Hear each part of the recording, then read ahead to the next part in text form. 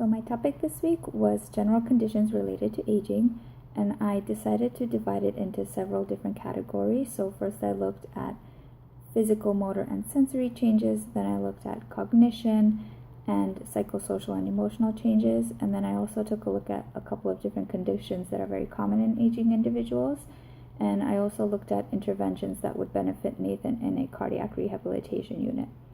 So first, if we're looking at physical changes and motor changes and sensory changes, we would see a lot of changes in vision.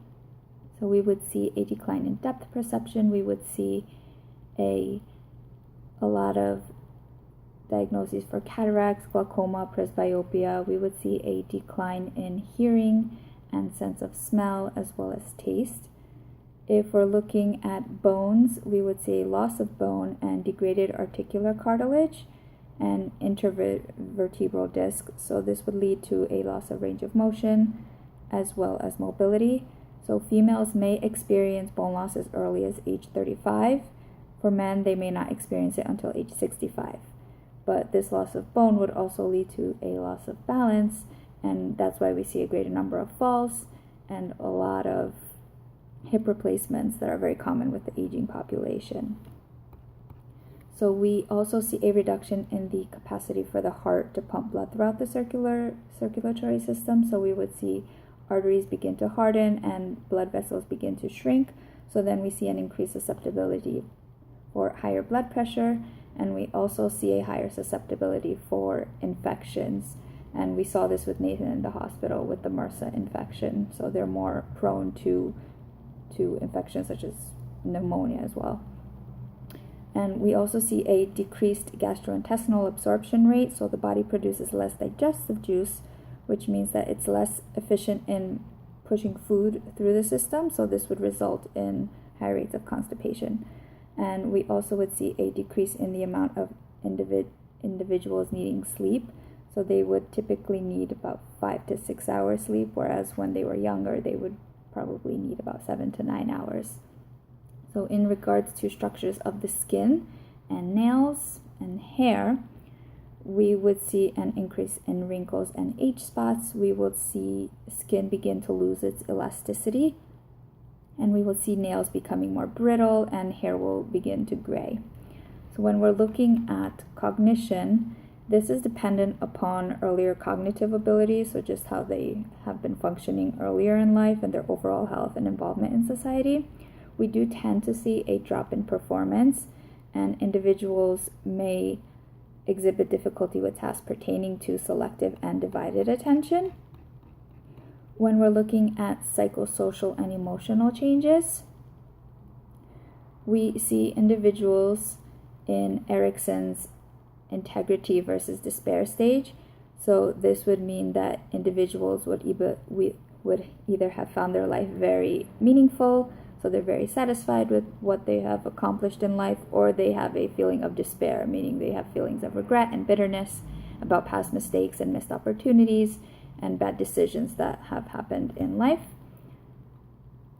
We also see that social participation is extremely important for aging individuals. They're less likely to experience cognitive decline.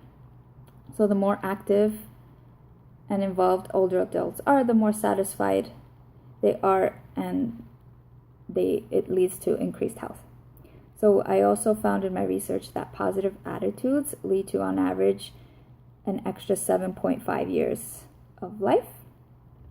And individuals may also struggle with feelings of guilt and shame or depression if they have a loss of mobility and they are dependent upon loved ones. So we see this with Nathan, with his wife, because he's become very dependent and he needs maximum assistance for everything.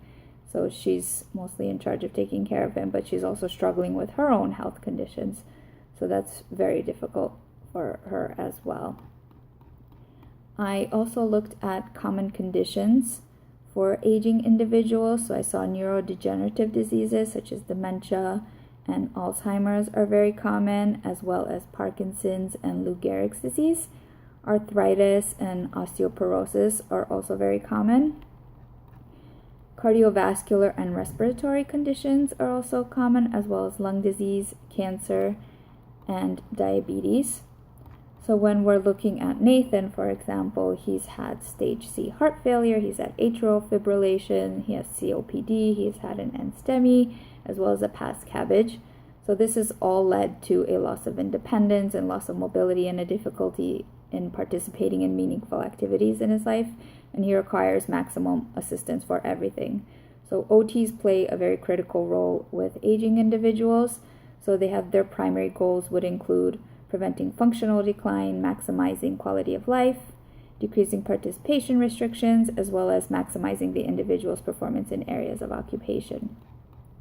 When we're looking at interventions for Nathan in a cardiac rehabilitation unit, we would mostly be focusing on utilizing a biomechanical frame of reference. So we're looking to increase his independence in occupations, as well as increase mobility, but we would do this through increasing strength and increasing endurance, as well as increasing range of motion. So we would work on activities such as sitting balance and bed mobility, standing tolerance. And we would also probably work on patient education and leading a healthier lifestyle, as well as discussing adaptive tools and equipment. I know his wife was asking about tools that they can install throughout the home. We can definitely talk to them about these tools, such as installing grab bars throughout the house. However, based on the fact that he needs maximum assistance for completing his activities of daily living and his wife is very ill, it would be better off for him to be recommended to a skilled nursing facility.